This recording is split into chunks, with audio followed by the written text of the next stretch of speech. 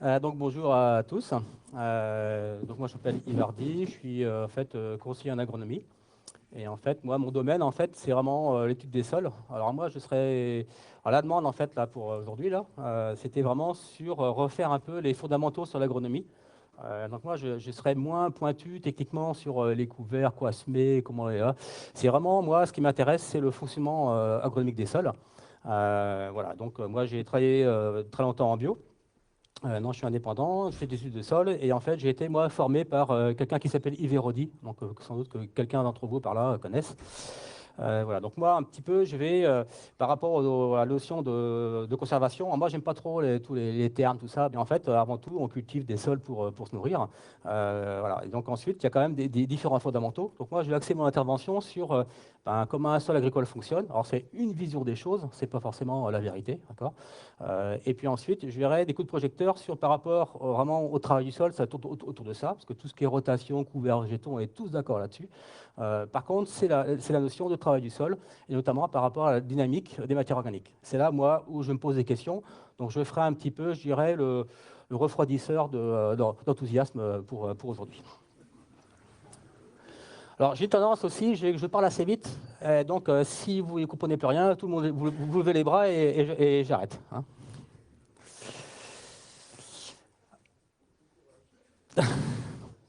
Donc déjà, premier rappel, c'est un sol agricole n'est plus un sol naturel. Hein, il y a beaucoup d'analogies, il faudra revenir à la dame nature. Or, en fait, on se rend compte que ça ne marche pas tout à fait comme ça. Quand on prend un sol naturel, sous une forêt de feuillus, par exemple, hein, alors il y a très très peu aujourd'hui de sols naturels. Pourquoi? Parce que la plupart des sols ont été cultivés.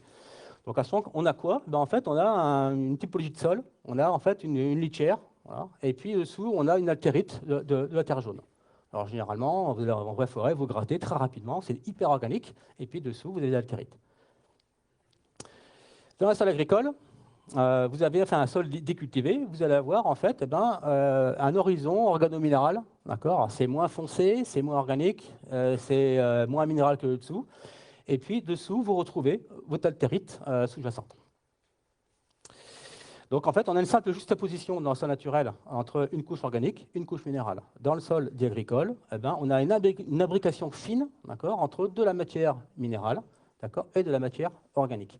Et donc ce milieu-là, il est extrêmement favorable pour l'activité biologique. Et donc ce sera également un milieu qui sera extrêmement favorable pour nous prendre cultiver. Alors, quand on regarde les sols, j'ai fait pas mal de trous, on se rend compte que généralement, ça s'arrête, la limite, c'est aux alentours de 30 cm. À peu près partout. Alors, il y a toujours des exceptions. Mais en fait, ça, c'est parce que ça fait 10 000 ans qu'on fait de l'agriculture. Et donc, on a gratté, gratté, gratté, brassé les sols. Et donc, on a créé artificiellement ce mélange-là.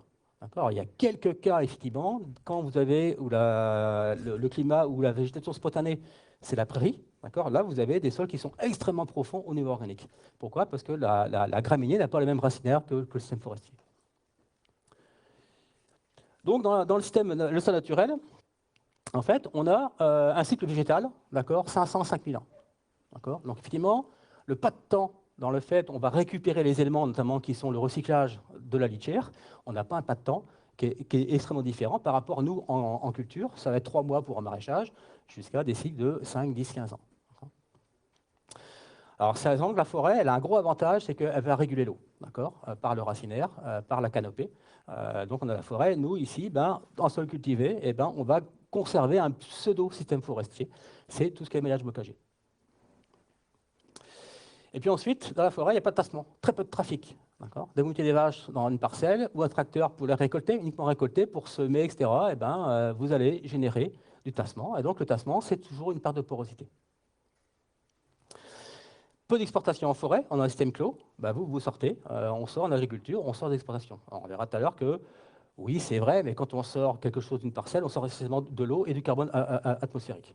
Très peu d'éléments minéraux du sol.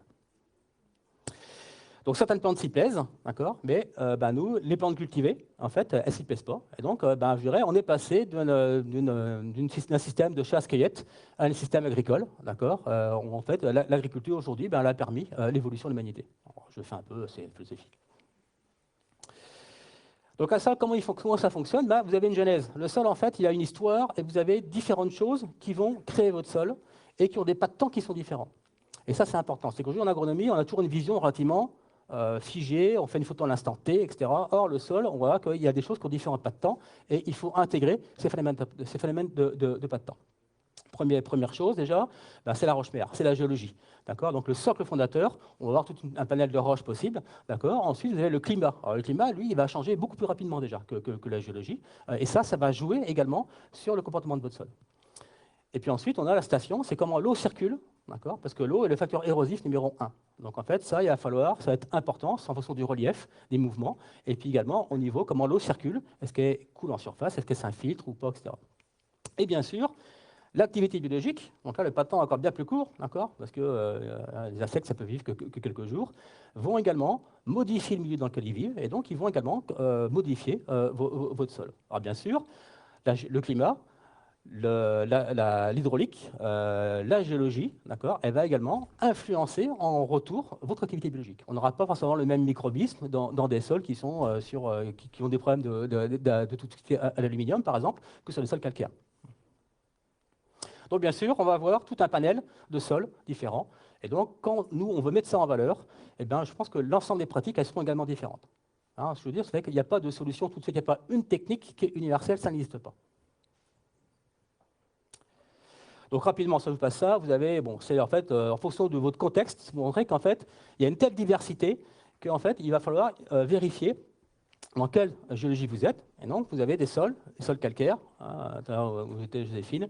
Nous, on est sur un atmosphère américain, on est sur les sols qui sont acides. On n'aura pas du tout les mêmes fonctionnements de sol. Alors, ce que vous allez voir, c'est qu'au départ, votre sol, quand il va se créer, en fait, vous allez avoir un double processus érosif. Alors, c'est ça qui est un peu paradoxal, c'est que pour que ça pousse, il faut de l'érosion. La création d'un sol, c'est le produit d'une érosion. Donc, au départ, votre sol, ben, c'est quoi? Un sol agricole, on va dire, c'est 87% c'est du caillou, plus ou moins broyé, et puis vous avez 3% de matière organique. Et c'est 3 pouillèmes de matière organique qui font office de petites éponges et qui vont complètement modifier le comportement hydraulique de votre sol. Alors si on laisse de côté l'aspect matière organique, on va regarder les particules minérales. Ben, vous partez d'une roche, d'accord, et donc elle va au cours du temps s'altérer. Alors là, on est sur un pas de temps, c'est 10 000 ans à 1 million d'années. Hein, d'accord. Et donc, on va voir, au fur et à mesure que vous allez casser les cailloux, donc mécaniquement, le gel, la température, chimiquement, ben vous libérez des ions, et ces ions, ce sont des minéraux. Phosphore, potasse, zinc, la plupart des éléments minéraux sont issus de l'érosion de vos roches. Et puis, vous allez avoir une réduction de taille des particules. C'est qu'en fait, quand la roche, vous passez des sables, des graviers au sable, des sables au limon grossier, au limon fin, ben, plus vous allez avoir une surface d'attaque importante sur les particules, plus votre sol est fertile. Pourquoi? Parce que vous libérez un maximum d'ions. Or, il vous faut des minéraux pour alimenter vos végétaux. Alors, juste un problème, c'est qu'on va arriver à une taille critique, 50 microns. Alors ça, je mets ça, c'est arbitraire, d'accord. 50 microns, c'est la limite entre les sables et les limons. D'accord. Ce qui veut dire qu'une racine de végétal, un pôle absorbant, on va dire, allez, c'est entre 15 et 35 microns. C'est-à-dire que si vous avez déjà un sol sableux, si vos billes elles font 50 microns, l'espace entre les billes, s'il fait que 2 ou 3 microns, on a déjà un problème de passage pour les racines. Donc en fait, il n'y a pas besoin d'avoir des sols lourds, argileux, pour avoir des problèmes d'enracinement pour vos végétaux. Alors bien sûr, on va voir, si on ne fait rien, s'il n'y a pas un facteur d'agrégation, on va avoir 2 phénomènes qui vont se faire simultanément. Fermeture, pas colmatage. C'est qu'en fait, c'est tellement fin l'espace entre vos particules de sol, c'est qu'il n'y a plus rien qui passe. Les racines ne passent plus, et ensuite, c'est les fluides et les gaz qui vont plus passer. Et puis, on a un autre phénomène, c'est tellement fin, l'eau étant à dipôle, eh bien, elle va mettre en suspension vos particules fines, et elles vont les entraîner, et vous avez un phénomène d'érosion. Et l'érosion, elle est irréversible. Donc, il va falloir trouver une technique, on va agréger, donc il y a des cols qui existent pour agréger vos particules, et donc ces cols-là, elles vont être les meilleures colles, elles vont être produites par l'activité biologique. Alors bien sûr, sans humus stable, donc pour faire les microbes, les microbes, en fait, ils vont dégrader vos composés végétaux, et donc il nous faut un minimum de matière organique stable. Pourquoi? Parce que ces matières organiques stables, eh bien, une fois qu'elles ont été dégradées partiellement par l'activité biologique, ce n'est pas des pailles. C'est ça la différence, c'est que pour qu'un humus soit efficace, il faut qu'il soit dégradé par l'activité biologique. C'est un sous-produit de l'activité biologique. Et ces molécules organiques, eh ben, elles ont une capacité à retenir jusqu'à 800 fois leur masse en eau. Et donc, ces 3 pouillèmes de matière organique, ça va complètement changer le comportement de votre sol. Donc, il faut des humus stables pour assurer une régulation hydraulique. pour assurer une réserve, mais il faut également de l'activité biologique qui, elle, qu'est-ce qu'elle va faire? Elle va dégrader vos matières organiques parce qu'elle se nourrit de ça. Donc, il va falloir jouer sur cet équilibre. Donc, en fait, il va falloir, dans votre sol, avoir une gestion, il va falloir apporter des matières organiques qui sont précurseurs du stable, et puis il va falloir apporter des matières organiques qui font tourner votre système, et donc qui permettent à l'activité biologique de pouvoir fonctionner. Donc, des choses qui ne vont pas tenir du tout dans le temps, mais qui permettent aux microbes de pouvoir fonctionner. Et donc, une source d'énergie rapide. Donc là-dedans, on a deux grandes tailles de particules. Hein. Bon, je ne vais pas passer vite là-dessus. Vous avez les argiles et les limons. Alors souvent, quand on parle argile, on pense argile minéralogique, mais bien souvent, on confond argile minéralogique et argile granulométrique. C'est que les laboratoires, pour faire un raccourci, et tout ce qui fait moins de 2 microns égale argile. Voilà. Or, ce n'est pas tout à fait vrai. Donc, grosso modo, on n'a pas les mêmes comportements. L'argile a un très très gros pouvoir fixateur. C'est que lui, il va pouvoir, si vous mobilisez les éléments minéraux et que la plante ne pompe pas, le sol, il aura un pouvoir tampon. Il pourra réguler. Si par contre vous êtes un sol limoneux, lui, il régule très très peu. Donc si vous avez un excédent de minéralisation, que la plante n'a pas pompé, ça partira au drainage, à la pollution. Et c'est une perte sèche pour l'agriculteur.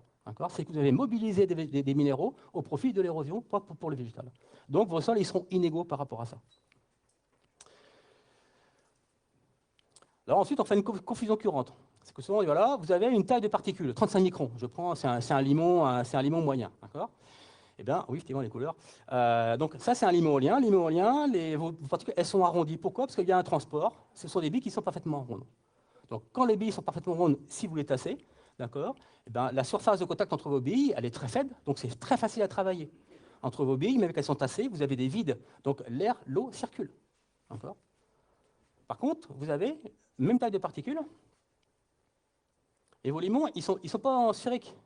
Ils sont esquilleux. Ce sont des petites écailles ou des petits cubes. Ben là, par contre, la surface de contact, elle va être extrêmement importante. Il n'y a plus de circulation de fluide. Et donc, les sols sont lourds et colmatants. On dit, oh, c'est lourd et argileux, c'est de l'argile. Mais non, ce n'est pas de l'argile, c'est uniquement la forme des particules. Donc, sur le triangle de texture, vous avez exactement le même classement, limono-argileux, argilo-limoneux. Par contre, le comportement, lui, il sera complètement différent. Donc, ça, c'est un peu les grands trucs que l'on observe par rapport au sol. Donc, les cols du sol, eh bien, on va avoir différentes cols du sol. Voilà. Donc, on va avoir les premières cols qu'on a mis en évidence, c'est les cols minérales. Donc, en sol argileux calcaire, par exemple, ben là, on a un excès de calcium, magnésium dans les sols. Ben, c'est eux qui vont paramétrer la cohésion de vos particules. Et puis, on a des cols qui sont organiques, les mucomicrobiens, on va revenir tout à l'heure là-dessus. Et puis, vous avez des cols qui sont un peu plus performantes, qui vont associer un métal, une matière organique et un minéral. Et donc, c'est ce qu'on appelle les cols complexes organominéral. Et donc, ces deux dernières cols, elles font intervenir l'activité biologique. Donc, l'activité biologique, elle va permettre une réagrégation, elle va fournir des cols pour agréger vos particules, pour éviter la fermeture et l'érosion. Alors, bien sûr, ça repose sur le principe des colloïdes. Alors là, je fais un gros raccourci scientifique. C'est que, grosso modo, l'état colloïdal, il est stable. Si vous mettez de l'eau, vous avez un phénomène de dispersion. Hop, on enfonce jusqu'à l'essieu. Vous êtes en limite de plasticité. Si par contre, vous perdez l'eau, vous avez un effondrement, et un phénomène de cimentation. Alors, bien sûr, vos cols, elles ont des caractéristiques différentes. Elles sont plus ou moins efficaces. Et donc, la colle qui est efficace, c'est la colle qui va pouvoir encaisser la plus grosse variation d'humidité sans modifier mon état colloïdal. Donc les cols minérales, le pont calcique par exemple, qu'on voit dans les bouquins d'agronomie, c'est une très mauvaise colle. Dès qu'il va pleuvoir, c'est de la gadoue. Dès qu'il fait sec, c'est du béton. Par contre, les mucomicrobiens, ils vont encaisser une gamme beaucoup plus importante. Et puis le fin du fin, je dirais en termes, on ne voit pas très bien les couleurs, le fin du fin en termes d'agrégation, c'est le complexe organominéral. Pourquoi? Parce qu'on va encaisser une très grande gamme d'humidité sans modifier mon état structural de mon sol. Donc dans votre sol, il va falloir identifier comment les agréger, qu'est-ce qui va dominer. Alors le problème, c'est que quand vous avez un sol calcaire, le sol calcaire, il domine, et donc le calcium va empêcher, limiter la fabrication des autres cols. Donc les deux grandes colles, voilà, c'est le complexe organominéral. Vous avez une matière organique qu'on va appeler humus, Alors cette matière organique, c'est pas n'importe quoi, C'est à l'origine du végétal, Qui a été transformé, on va revenir là-dessus, qui a été transformé par activité biologique. Ce n'est pas un brin de paille, ce n'est pas un mulch, ça n'a rien à voir, ça a été dégradé. Et bien sûr, il vous faut une particule minérale, donc un argile ou un limon, et puis il vous faut un métal pour accrocher tout ça, c'est le fer qui va accrocher ça. Donc pour faire ça, effectivement, là, on est à l'échelle du micron. Donc il va falloir à un moment donné que les argiles ou vos limons, ils rencontrent la matière organique. Et c'est là qu'on va voir que, moi, c'est un petit peu là où je mets la grande prudence par rapport au travail du sol, c'est la notion d'incorporation. Effectivement, est-ce que le travail du sol ne permet pas de produire ça sur une couche qui est plus ou moins épaisse? Si on laisse tout en surface, est-ce qu'on a création vraiment de sol? Alors ces cas-là, elles sont très efficaces. Pourquoi? Parce qu'elles sont insolubles dans l'eau et ça a une durée de vie de plusieurs dizaines d'années. Donc en faisant ça, l'humus, en fait, il n'est plus dégradé parce qu'il y a un phénomène d'autoprotection. Le fait d'accrocher l'argile et les matières organiques, l'humus n'est plus dégradé, l'argile n'est plus entraînée. Donc vous avez un phénomène d'autoprotection. Alors la réaction d'accrochage est abiotique. Pour faire ça, il faut que le milieu soit suffisamment acide. Si le fer n'est pas mobilisé, vous n'avez pas de complexation. Puis ensuite, vous avez l'école à mucus. Voilà, c'est classiquement, vous avez un déchet, une matière organique en décomposition, un bout de feuille, un bout de racine, un bout d'insecte. Les microbes, ils ont horreur des coups de sec. Donc ce qu'ils font, ils s'enrobent de mucus. Et ces mucus, ça régule l'hydraulique uniquement. Ça fait tampon sur l'eau, ça évite les coups de sec. Et ces mucus, ça va agréger vos particules minérales. Donc ça fait de l'agrégation. Le problème, c'est que c'est soluble dans l'eau, donc c'est extrêmement fragile. Donc quand vous avez un sol qui n'a pas d'argile, parce que vous pensez que c'est des argiles, mais en fait ce sont des limons qui sont esquilleux, il n'y a pas de complexe argilomique. La seule façon de faire de l'agrégation, c'est l'activité biologique. Alors bien sûr, il y a d'autres facteurs qui vont intervenir également. Vous avez des ifs fongiques, qui vont également, ça fait des systèmes de petites racines qui vont insérer vos particules minérales. Là, je fais un gros raccourci. Donc les matières organiques, en fait, vous avez la litière et l'altérite, en fait, et l'érosion de la litière, donc la litière, c'est les végétaux que vous couchez qui vont tomber au sol, ils vont se dégrader. L'altérite, c'est une roche-mère qui s'est dégradée, la rencontre des deux, on va créer quelque chose de nouveau qui est un sol agricole. Et donc les caractéristiques, c'est pas 1 + 1 = 2, c'est 1 + 1 = 3. C'est que les caractéristiques du sol est totalement différentes des caractéristiques, ce n'est pas la somme de la litière et du monde minéral. Donc, il n'y a pas d'agriculture sans gestion organique. Ça, c'est important. Et donc, bien sûr, la gestion organique, elle va reposer uniquement sur sa décomposition. En fait, dans le vivant, le sol, les microbes vont ne faire que recycler la matière organique. Et ça, c'est la source d'énergie. Alors, toute erreur organique, ce qui est important, c'est qu'on joue sur le long terme. Et donc, il y a un gros défait d'inertie. Et donc, toute erreur organique est grave. Pourquoi? Parce qu'une fois qu'on se rend compte qu'on a mis les mauvaises matières organiques dans un sol, ou qu'on a enclenché les mauvais processus, on a une inertie qui est égale à la durée de vie de vos matières organiques dans votre sol.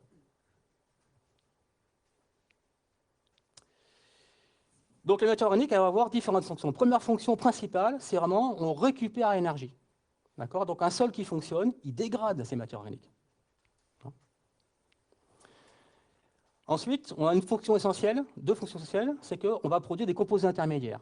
C'est qu'entre le moment où le végétal, il est végétal et il devient plus rien du tout, il y a des corps intermédiaires, et ces composés intermédiaires, ils ont des propriétés physico-chimiques particulières. Deux principales, c'est que ça fait des petites éponges. Donc, ces petites éponges, elles vont retenir l'eau, et donc elles vont empêcher que le sol se dessèche. La grosse différence entre une terre jaune et une terre brune, c'est 3 points de matière organique. La terre jaune, dès que vous mettez de l'eau, gadou, dès qu'il fait avec béton. Pourquoi? Parce qu'elle sèche plus vite. Quand vous avez des humus dans votre sol, le fait que le sol sèche plus doucement, il ne prend pas en masse. C'est uniquement ça. C'est pour ça que quand vous travaillez votre sol en sortie d'hiver, un sol argileux, quand on travaille au printemps, ça sèche, on va tard parce que c'est pas important, on travaille tard, il fait chaud, ça sèche vite, ça prend en masse, impossible à travailler. Donc là, on fait des gros labours dressés d'automne, et puis au printemps, ça va sécher, comme on n'a pas besoin d'aller dedans, ça va sécher tranquillement, parce que le ressuyage, il se fait à basse température, vous passez un coup d'air et vous pouvez semer vos cultures de printemps.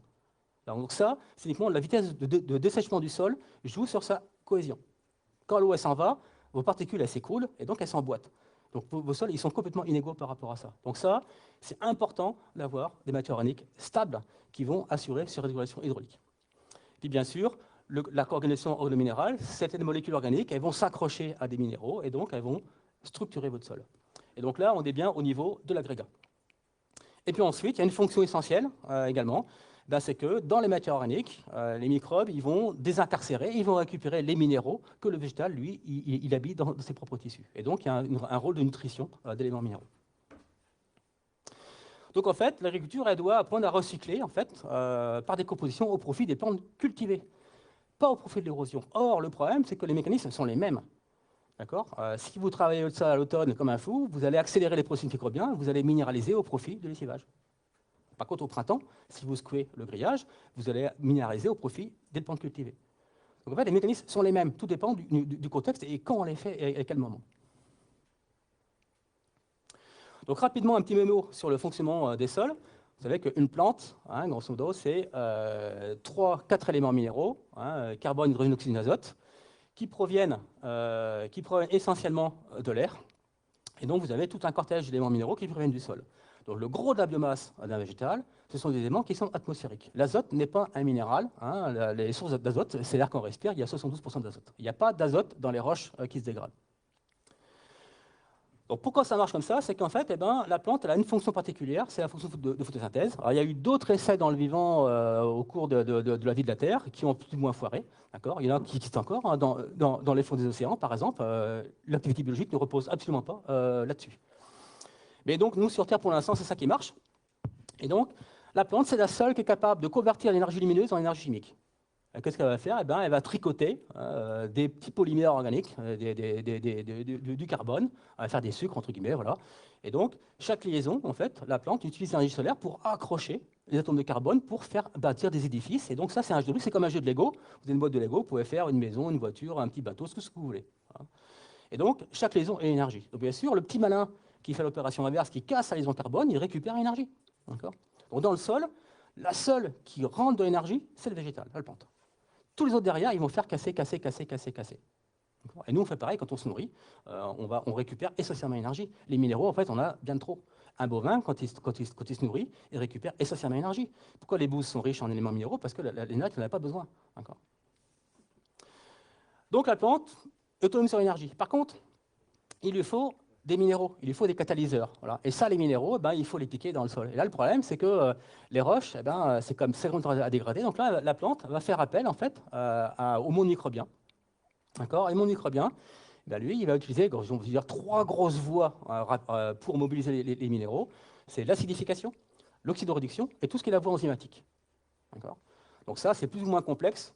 On ne sait pas comment ça marche, mais si on rend le milieu favorable aux microbes, ils vont se développer et donc ils vont sans doute faire circuler vos minéraux. Donc la plante, elle va fournir aux microbes l'énergie et les microbes, ils vont fournir les minéraux. Alors ça, c'est une vision, je dirais, un peu bisounours, c'est qu'en fait, pour que ça marche, il faut que le microbe il meure. C'est comme dans une légumineuse, le symbiote, rhizobium, pour récupérer les amines, il faut que le symbiote il meure. Nous, quand on digère, on récupère, on se nourrit de cadavres de microbes dans nos intestins. Alors, il y a des symbioses, effectivement, où les deux restent vivants, tout ce qui est mycorhize. Mais là, je ne pourrais pas m'étendre là-dessus. Donc, la monnaie d'échange, ça va être quoi? Ça va être les matières organiques, donc des humus et puis les sécrétions racinaires. Ça va être le deal entre la plante et l'activité biologique. Donc, plus l'activité biologique va être intense, plus votre machine a fourni des minéraux, elle sera intense. Donc, première chose, les racines. Vous savez qu'une plante, on a entre 20 000 et 100 000 km de racines par hectare. Et donc, la plante, elle va envoyer, elle va payer en énergie les microbes du sol. Et donc, soit on a les tissus racinaires, qui sont importants. Un maïs, par exemple, ça peut cracher jusqu'à 5 tonnes en matière sèche de sucre par ses racines.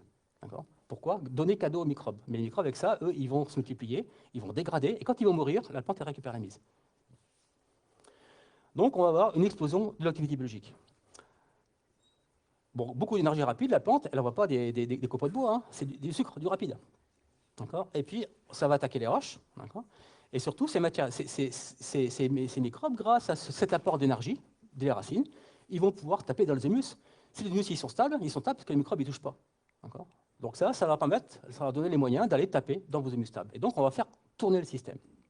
Au passage, les microbes, ils s'enrobent de mucus, et ces mucus vont agréger vos particules. Vous faites de la structure. Et donc, on va également, au passage, dégager du CO2, mais c'est aussi le problème que la plante, elle reprend le CO2 et elle le refout dans les racines. Donc, le carbone n'est qu'un cycle énergétique, c'est tout.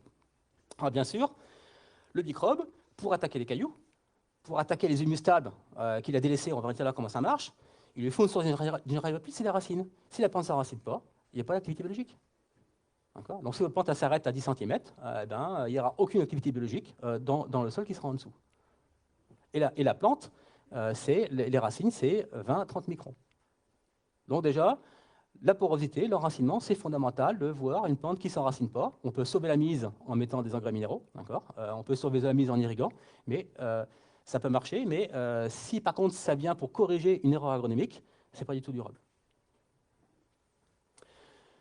Donc en fait, ça c'est... Hop, pardon, je vais être un peu trop vite.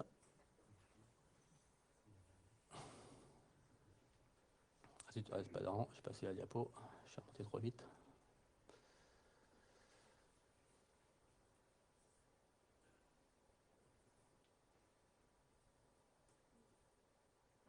Voilà. Donc ça, c'est une févrole, vous voyez, autour des racines, on a une hyper-agrégation. Pourquoi ça bourrine à fond au niveau de l'activité biologique. Et la plante, nos plantes de compétition, elles ont besoin de sol. Pourquoi? Parce qu'elles ont des très, très gros besoins en termes d'éléments minéraux. Alors ensuite, on a l'autre type de matière organique qu'on a. Alors la plante est fournie par ses racines, et puis on a ce qu'on appelle les humus. Alors les humus, souvent, on confond tout. Carbone organique, humus, on met un gros paquet là-dessus. Et donc, en fait, on se rend compte qu'au départ, c'est toujours du végétal. Une racine, une feuille, tout ce que vous voulez. Et donc, dans un premier temps, vous allez avoir les microbes, qu'est-ce qu'ils vont faire? Ils vont attaquer le végétal. Pour eux, c'est une source d'énergie. Donc, bien sûr, vous avez des microbes qui ne vont pas attendre que la plante soit morte pour attaquer. C'est les maladies, les ravageurs. Donc, au départ, on récupère peu d'énergie. Pourquoi? Parce que les plantes, elles se protègent. Les pailles, elles font des cires. Elles se protègent de l'agression des microbes. Parce qu'une plante, pour se construire, il faut bien que ses tissus résistent à l'attaque des agresseurs. Donc les plantes ont imaginé plein de mécanismes pour piéger les microbes, pour empêcher justement l'activité biologique. C'est ça le grand paradoxe. Mais une fois que la paille a perdu ses cires, ça se dégrade vite. Et donc on récupère un maximum d'énergie. Donc les microbes, ils vont dégrader vos matières organiques. Et puis on va arriver sur un reliquat qui est hyper stable. Pourquoi? Parce que les microbes, le reste, c'est lié à la nature des matières organiques, c'est très polycondensé. Et donc on va avoir, c'est très très dur à dégrader, ça prendra beaucoup de temps, voire ça ne bougera plus dans votre sol. Ce qui est pour ça que, à terme, dans un sol, la grosse majeure de partie de vos matières organiques sont les humus qui sont hyper stables, c'est du fond de frigo. Et donc au passage, c'est intéressant parce que vous allez avoir des composés intermédiaires. Ce n'est pas des trucs hyper stabilisés, ça bouge encore, et donc ça peut se complexer avec des argiles avec un lien fer. Et donc ça fait du complexe organominéral, argilomique ou limonomique. Et donc ça, c'est intéressant, et ça fait également des petites éponges. Donc on a besoin de transformer ces matières organiques. Alors bien sûr, il y a une question de pas de temps, c'est que ça prend un certain temps, c'est comme l'histoire du feu du canon. Et donc on peut avoir des matières organiques qui vont s'accumuler, qui vont mettre des années et des années à se dégrader. Et donc le mus, en fait, on pourrait dire que c'est presque une accumulation par reste. C'est le fond de frigo, ce que n'arrive pas à dégrader les microbes dans l'année ou dans les 5 ans, comme ce n'est pas dégradé, ça reste dans le sol. Par contre, les propriétés physico-chimiques, elles sont différentes. Alors plus c'est stable, plus c'est lent. Et donc, par contre, les microbes, ils ont que ça en sortie d'hiver. Donc si en sortie d'hiver, vos microbes, ils n'ont plus que ça à bouffer dans votre sol, ça va redémarrer, il y a beaucoup d'énergie. On peut avoir un gros taux de matière organique, un gros taux de carbone, mais ça ne démarrera pas. Pourquoi? Parce que les formes sont extrêmement dures à récupérer. Si par contre vous avez des formes qui sont intermédiaires, ça permet aux microbes de redémarrer leur activité biologique à très basse température. Donc là, il va falloir, c'est le problème du laboratoire, c'est qu'effectivement, on met le carbone, on met tout là-dedans. D'accord? Vous donnez une planche de bois à un bovin ou une betterave, ça ne sera pas la même chose. Au labo, on dira, c'est du carbone organique. Donc, l'activité biologique va être limitée essentiellement par les questions d'énergie. C'est ça qui va être primordial. Et bien sûr, la plante, c'est elle qui va alimenter. Alors bien sûr, quand la plante n'est plus présente, il faut impérativement alimenter l'énergie. Donc il ne faut jamais laisser les sols nus, les couverts végétaux, c'est fondamental. Toujours alimenter en énergie le sol. Alors pour allumer le feu, en fait, c'est la théorie de la bûche et de l'allumette. Il faut, pour commencer à taper dans vos matières organiques, parce que le gros de l'azote qui est dans votre sol, il est dans vos humus stables. Mais pour aller les chercher, il faut décaniller le carbone. Et pour ça, il vous faut un relais énergétique. Alors moi, j'utilise souvent l'image de la bûche et de l'allumette. Vous avez un tas de bois et puis vous avez une allumette. Est-ce que vous allez pouvoir foutre le feu là-dedans? Ah non. Pourquoi? Parce que votre relais énergétique n'est pas suffisant. Il vous faut du petit bois. Et donc l'allumette est le petit bois. Et le petit bois, lui, il tient plus longtemps. Il permet d'activer l'activation. Et donc, il va permettre de foutre le feu tas de bois. Donc ça marche. Une fois que ça a démarré, ça marche plein pot, tout le temps. Quasiment tant que vous avez du bois. Alors nous, dans nos climats, le climat est important, effectivement, parce que nous, dans nos climats, on a un truc qui s'appelle l'hiver. Et durant l'hiver, il pleut, il fait froid. Comme il fait froid, les microbes, ils arrêtent de bosser. Et comme il pleut, eh ben, votre allumette, le petit bois, il disparaît, vous n'avez plus d'allumette. Et donc, quand vous allez éteindre le feu, ben, si vous revenez avec du gros bois pour alimenter, ça va pas redémarrer, il faut à nouveau du petit bois, une allumette. Donc, dans nos sols, alors ça, c'est un artifice pédagogique, d'accord, hein, c'est pas à prendre en compte, c'est que grosso modo, vos muses biologiques moyennement stables, c'est l'artillerie lourde, c'est eux qui vont alimenter en azote, je prends celui-là parce que c'est un élément fort, mais ensuite, il nous faut des fractions intermédiaires pour redémarrer l'activité biologique en sortie d'hiver. Et donc là, vos sols, ils sont inégaux, et les pratiques également peuvent influencer ou pas leur démarrage en sortie d'hiver.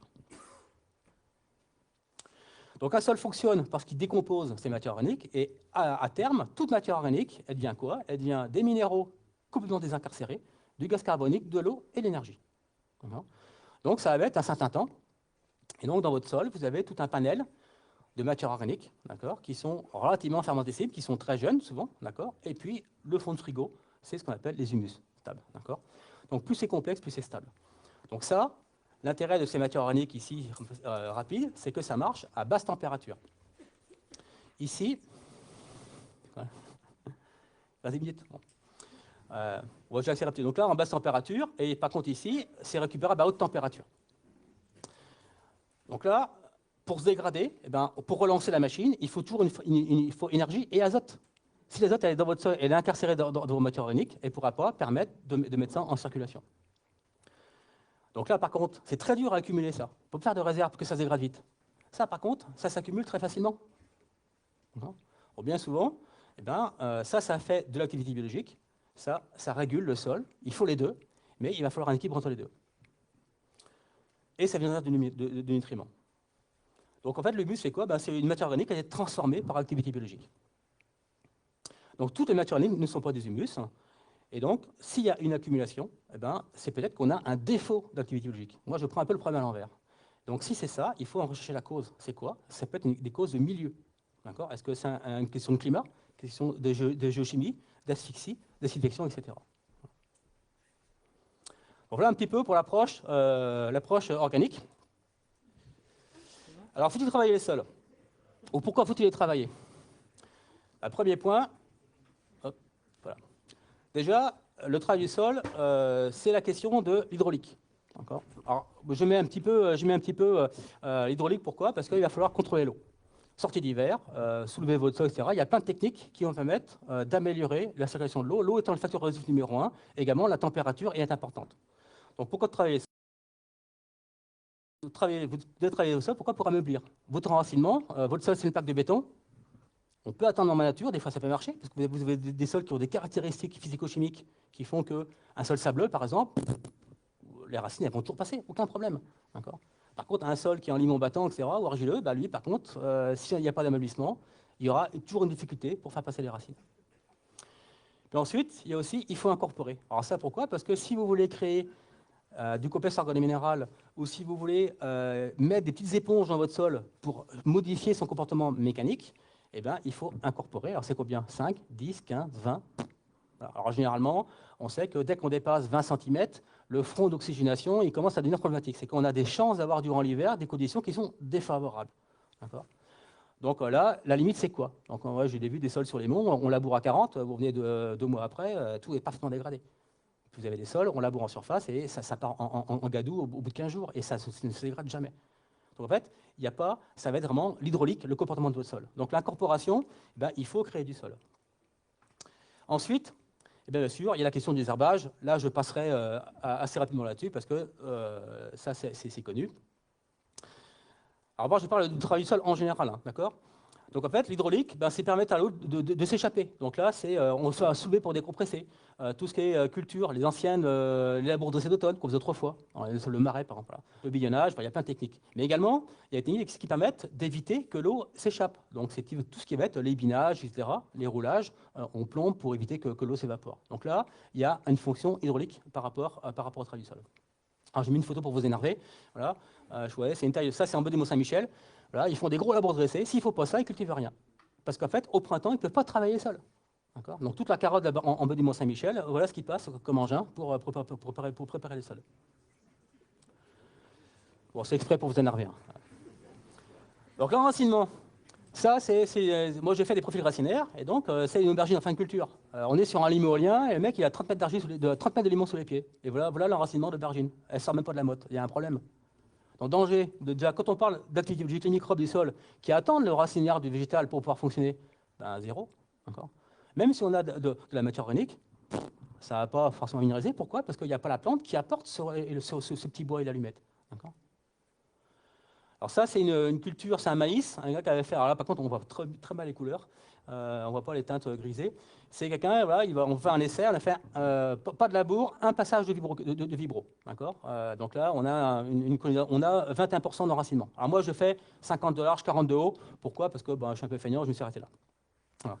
Ça, c'est le maïs. La même parcelle, juste à côté, on a fait 4 passages de cultivateurs. Donc on passe déjà à 35% d'enracinement. Puis là, c'est un autre maïs, un silage, par contre. Alors, ce n'est pas la même parcelle, ce n'est pas la même année. Mais c'est après la même typologie de sol. Ben là, on est à 50% d'enracinement. Par contre, on ne voit pas toutes les teintes de grise qui sont. Donc, ça veut dire qu'effectivement, si on veut, ça, c'est fondamental, il faut contrôler les enracinements. Parce qu'en fait, votre sol, il va fonctionner parce que la plante, elle colonise le milieu. Alors, ça, c'est une prairie de 1 an. Parfait. D'accord. Au bout de 5 ans, au bout de 15 ans, le sol se ferme. Pourquoi? Parce que le tassement. Alors, ça, en plus, c'est un sol sur granit, donc c'est un sol qui est relativement sableux. Et pourtant, ça se ferme. Donc, en fait, malheureusement, dans un sol agricole, on roule au-dessus, et donc on pourrait travailler des ULM, mais pour l'instant, on a des phénomènes de tassement, puis vous avez des sols qui se tassent tout seuls, parce que c'est la nature de vos particules. Ils sont autotassants. Vous les regardez, il pleut dedans, ils s'écroulent. Alors désherber, bon, ça juste pour la petite histoire. Là, on a fait un essai, je travaille sur des captages. On voulait renouveler, il y a une vieille prairie qui était pourrie, on voulait la renouveler. Alors l'ARS a dit non, il faut pas labourer parce que c'est pas bien. Ah bon, d'accord. Bon, on a fait un essai, labour pour labour. Bon, je vous laisse voir l'image. Ça ferait qu'après, c'est pour ça qu'il faut labourer ces milieux. C'est quand même une technique de désherbage majeure, y compris en bio. Alors ensuite, on a l'incorporation. Donc en fait, moi l'objectif c'est de créer du sol, pas une litière. La litière, c'est un sol forestier. Je sais pas si ça marche là. Ouais. La litière, c'est du sol forestier. Et donc nous, on ne fait pas un sol forestier, on fait un sol agricole. Et donc il va falloir incorporer les matières organiques. Alors j'ai quelques photos. Hop. Donc, par exemple, on a vraiment un couvert qui a été implanté. Voilà. On voit très bien ici qu'on a une phase de la litière, puis dessous, zéro, pas de racines. Hop, voilà, c'était une autre. Là, c'est sur une vieille prairie. Ouais. On a de la moumoute, puis dessous, c'est une plaque de béton. Et ça, sur un captage, enfin, moi, je suis qu'on travaille sur les captages.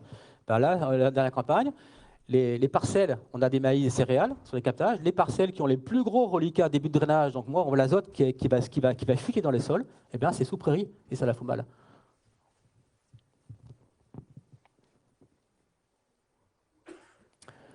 Donc, oui, mais attention, attention aux défauts d'incorporation, d'accord.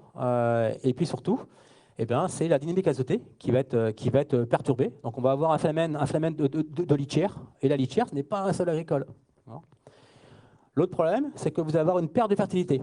Donc là, je n'aurai pas le temps de vous présenter le diapo qui suit, mais on voit qu'en surface, effectivement, on augmente le taux de matière organique, le taux de carbone, mais quelle nature? Par contre, en profondeur, vous allez avoir une perte en fait, du taux de matière organique. Vous perdez vos capacités mécaniques. C'est qu'en fait, vous n'avez plus d'humus stable, vous n'avez plus de petites éponges. Et donc, votre sol, il va faire gadou, béton. Et dès que c'est la gadou, votre sol, ça ne rentre plus. Et donc, vous allez avoir un problème d'érosion. Pourquoi? Parce que dessous, vous n'avez plus une porosité qui est parfaitement régulière, vous avez une porosité de fracture. Et donc, ce qui va fuiter en haut, ça va vite descendre en bas.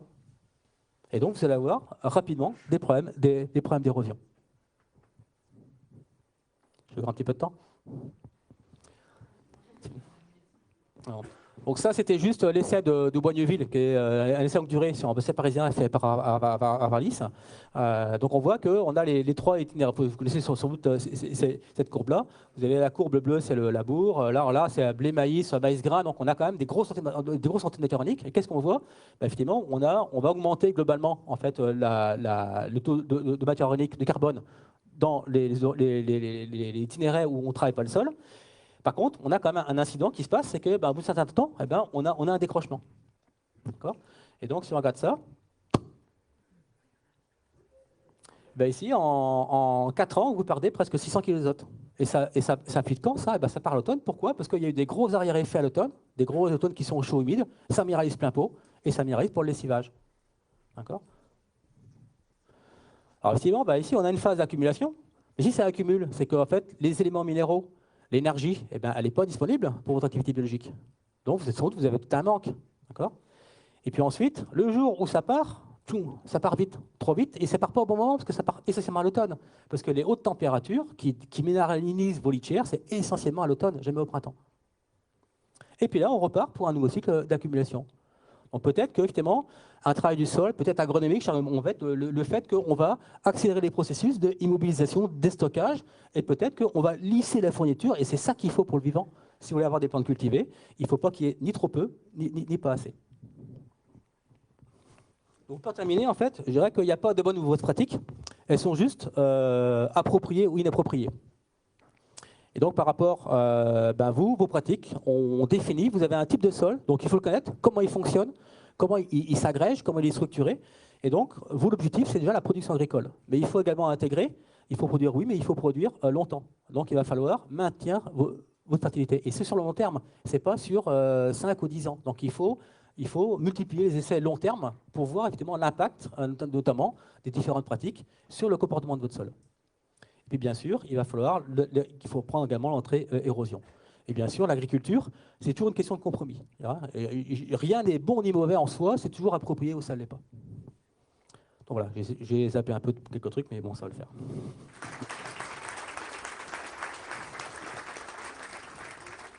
Au moins, tu avais prévenu que tu parlais vite, donc voilà. Bon, ça a été quand même... bon. Très bien. Donc les questions. En cas de couvert, il faut mieux faire des destructions jeunes ou des destructions plus tardives? Eh bien, ça dépend. Il faut déjà voir dans votre sol quelle est sa fraction organique. Si vous recherchez, si vous avez déjà un gros niveau de matière organique accumulé, on va plutôt chercher incorporation jeune pour chercher l'effet énergie. On a du stock, il faut le faire tourner. Si par contre vous avez un défaut de matière organique stable et que ça impacte votre structure, on va plutôt chercher à faire de l'accumulation. Et donc là, on va plutôt avoir des ingrédients qui seront beaucoup plus ligneux pour favoriser justement la formation d'humus stable. Mais pour que ces humus stables soient fabriqués, il faut qu'ils soient dégradés. Donc il faut toujours de toute façon une fraction soluble, une fraction rapide. Oui, mais ça fonctionne, oui. Oui, c'est bon. Donc merci pour ces rappels aussi au début qui étaient fort intéressants. Mais sans surprise, on ne peut pas être d'accord sur ce que vous avez dit sur la pénétration de l'eau dans les sols travaillés. Mais c'est bien d'avoir un débat, c'est bien d'avoir des avis divergents et qu'on en discute. Moi, mes observations, c'est que dans un sol travaillé, labouré, où on passe avec une herse rotative, la structure a l'air très bien au début. Peut-être que la première pluie, l'eau pénètre, mais après le sol, après quelques pluies, le sol reprend en masse et se glace en surface et il y a une érosion terrible qui se met en marche. Et quand on a une parcelle travaillée comme ça, de façon classique, qui se trouve au-dessus d'une culture, d'un sol qui n'est plus labouré depuis, disons, 3-4 ans, où les vers de terre se sont multipliés, la vie du sol s'est diversifiée, s'est multipliée. On voit ce ruissellement d'eau qui vient des parcelles labourées et qui fait quelques mètres sur les parcelles labourées et qui disparaît complètement. Notamment dans les galeries des vers anéciques, c'est vraiment spectaculaire et c'est systématique de mon point de vue. Donc le travail du sol empêche la pénétration de l'eau, ce qui n'empêche pas de fissurer le sol, ça c'est autre chose, une pratique que je fais systématiquement, du moins au début. Oui, je suis bien d'accord avec vous, c'est que le travail du sol, trop travailler les sols, effectivement, ça pose des problèmes. Parce qu'on va surminéraliser, on va surémietter. Donc là, effectivement, il y a un risque érosif parce que vous allez libérer vos particules fines et donc vous pouvez faire de l'érosion. Alors ensuite, le travail du sol, souvent, il ne faut pas qu'il soit seul. C'est qu'en fait, l'agronomie, il y a 4 facteurs. Il y a l'hydraulique, il y a la gestion organique, la gestion calcique. Et le travail du sol, lui, c'est le 4e pilier. Donc en fait, si vous travaillez votre sol sans avoir de politique de gestion organique, donc travailler un sol sans incorporer de matière organique, par exemple, vous allez effectivement avoir un phénomène de prise en masse parce que vous n'avez pas les éléments pour que l'activité physique puisse réagréger votre sol. Alors après, c'est une question de calendrier. C'est que souvent, on travaille les sols beaucoup trop tard avant la mise en culture trop tard avant l'hiver, et effectivement, là, on passe le labour juste avant le semis, on sème au combiné, et là, c'est la catastrophe, je suis bien d'accord avec vous. Si par contre, on pouvait avancer un tout petit peu le travail du sol, laisser le temps au sol de se rappuyer, de se restructurer, on n'aurait sans doute pas du tout les mêmes impacts en termes d'érosion et d'agrégation du sol. Je pense que le calendrier, il joue beaucoup. Alors, par rapport à la porosité, effectivement, si le sol, quand on fait un labour juste avant un épisode pluvieux, on a une hyperporosité, ça se remplit de flotte. Et là, effectivement, c'est la catastrophe parce que vos matières organiques que vous avez incorporées trop tardivement, parce que vous avez travaillé trop tard, eh bien, elles vont partir en pourriture. Par contre, d'avoir des sols qui sont extrêmement tassés sous l'horizon, à partir de 10 cm, vous avez une porosité uniquement de fracture, tout ce qui va être minéralisé au-dessus va vite aller au fond. Alors, je n'ai pas pu les passer, mais j'ai des photos. Vous avez le ruissellement, ça s'infiltre, mais ça sort par les drainages. Et vous avez des drains qui sortent marron chocolat. D'accord. Donc en fait, il y a eu des travaux des Canadiennes qui ont travaillé là-dessus, qu'en fait, on se rend compte que c'est pas si évident que ça. Le ruissellement, effectivement, le ruissellement en nappe, en surface, lié à la couche de battance, il va poser problème parce que vous avez 800 mètres de long sans rien qui arrête. D'accord. On a tout foutu en l'air, les haies talus. Par contre, la croûte de battance, alors, je vais faire exprès l'avocat du diable, d'accord, c'est qu'elle va protéger du lessivage, elle va protéger de ce qu'il y a en dessous. C'est qu'une fois que le sol est fermé, vous n'avez plus de destruction de sol. Par contre, il faut contrôler l'hydraulique. Et au printemps, un coup de herse et ça repart comme un 14. Par contre, si ça a pénétré, vous avez déstructuré votre sol, il s'est fermé sur 10 cm, et là, c'est mort.